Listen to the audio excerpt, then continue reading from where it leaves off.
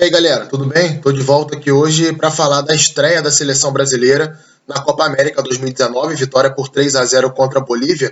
Um jogo relativamente tranquilo, o Brasil não sofreu nenhum susto na parte defensiva, mas que, como diz aí o título do vídeo, acho que poderia ter sido um pouquinho melhor. Eu vou entrar nesses detalhes aí do porquê que a seleção brasileira, talvez, principalmente no primeiro tempo, não tenha feito a atuação que a maioria das pessoas esperava e, consequentemente, não conseguiu abrir o placar nos primeiros 45 minutos. Vamos começar falando então da escalação da seleção brasileira hoje. O Tite mandou a campo o Fernandinho na vaga do Arthur. O Arthur teve uma lesão no amistoso contra a Honduras, estava fora do jogo de hoje, então o 4-2-3-1, que já havia aparecido nos amistosos, ele novamente se fez presente hoje, mas com o Fernandinho ao lado do Casimiro, né? Não que o Fernandinho seja um volante que se movimente menos que o Arthur, até acho que a movimentação dos dois é muito parecida. O Fernandinho, mesmo sendo um jogador bem mais velho que o Arthur, ele ao longo da carreira, além de ser um volante de bom passe, ele em alguns momentos mostrou ser um volante de infiltração também.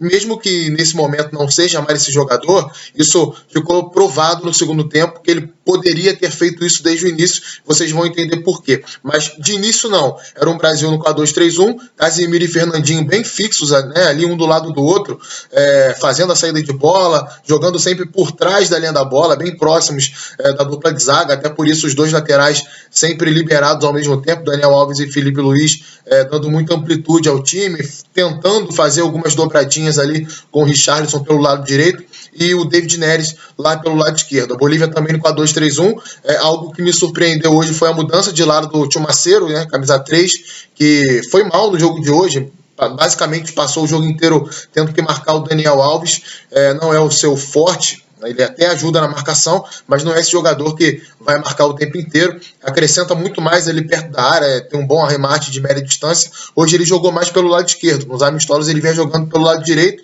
O Salcedo ganhou uma vaga no meio campo, talvez uma tentativa para qualificar um pouquinho mais essa saída de bola do time da Bolívia. É algo que não deu nem para perceber, porque nos poucos momentos que a Bolívia teve a bola no primeiro tempo, na maior parte das vezes a equipe boliviana utilizou a ligação direta para o Marcelo Moreno. Em alguns momentos o Moreno até levou alguns perigos ali para a defesa do Brasil. Perigo não, mas alguns probleminhas, né? Ganhava alguma primeira bola, incomodava, conseguia encaixar um passe ali para alguém finalizar da entrada da área, mas nada muito além disso.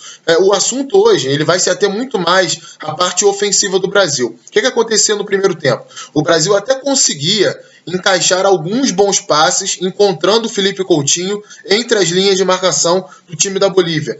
Geralmente, quando se enfrenta um adversário bem fechado, concentrado, como o time da Bolívia estava no primeiro tempo, com intensidade na abordagem de marcação, pressionando a bola chegava no campo de ataque do Brasil, o jogador mais próximo já pressionava com muita intensidade. Geralmente, quando isso acontece, há uma dificuldade de você encontrar esse jogador entre a defesa e o meio-campo do time adversário. E o Brasil nem teve essa dificuldade, até conseguiu em alguns momentos encontrar esse passe. Ora saindo do Thiago Silva e do Marquinhos, que são dois zagueiros que saem jogando muito bem, ora do Fernandinho e do Casimiro, o Casimiro menos, acho que errou muitas tomadas de decisão com a bola na hora de distribuir esse passe. O Fernandinho foi melhor que o Casimiro nesse aspecto, até porque tem essa característica, mas o problema vinha depois, né? Como vocês podem perceber nessa animação que eu preparei, o Coutinho recebia essa bola, mas havia um problema, na verdade dois problemas. O primeiro deles, o Firmino, né? Que é um excelente jogador, mas é uma referência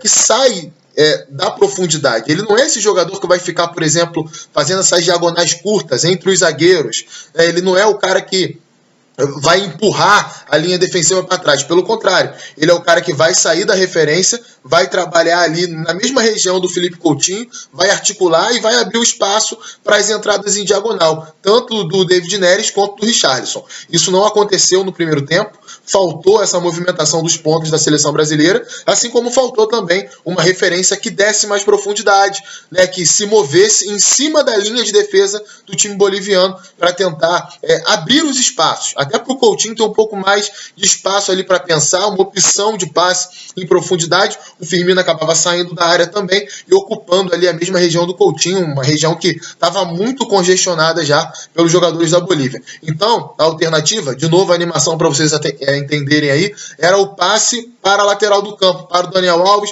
ou para o Felipe Luiz, e aí o Brasil fez muitos cruzamentos, né? Precipitou muitos cruzamentos no primeiro tempo, acabou jogando essa bola na área e na maioria das vezes a seleção boliviana levava melhor. Em alguns momentos o Brasil até que conseguiu levar perigo em escanteios, ou então até mesmo em cruzamentos de bola parada, mas na maioria das vezes a Bolívia conseguia cortar, ou tinha um pé no meio do caminho para bloquear uma finalização, para cortar um cruzamento rasteiro também, quando isso acontecia, enfim.